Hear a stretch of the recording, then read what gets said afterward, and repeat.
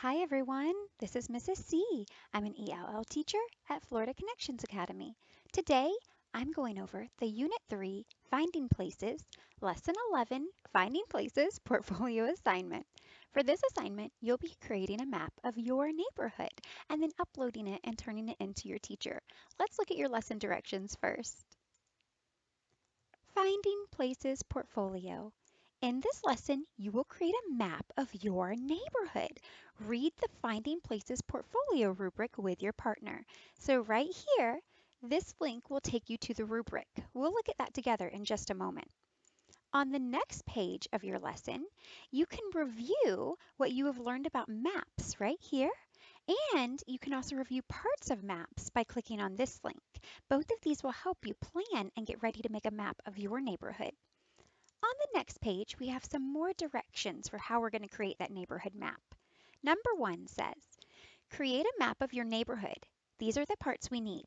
Include a title, compass rose with all 4 directions, your home, and a map key. Your neighborhood may be rural, suburban, or urban. Rural means there's not a lot of homes or businesses around. Maybe there are fields, maybe a farm. Suburban would be like a neighborhood outside of a large city, and urban might mean you live right inside a city. There might be businesses or stores nearby. Neighborhood features can include other houses, trees, ponds, lakes, roads, and community buildings like a store, a bank, or a school.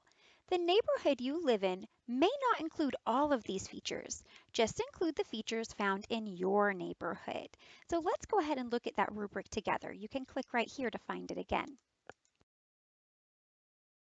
We always want to look at this column so we can get the best grade possible. Remember, this is the excellent column. If we include all of these features, we'll get an excellent grade.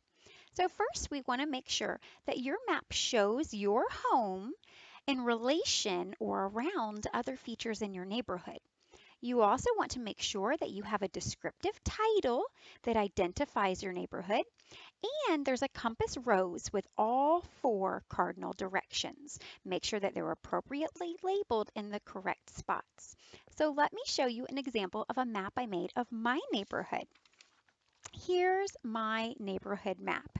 I didn't need very many materials, just a piece of paper and some markers.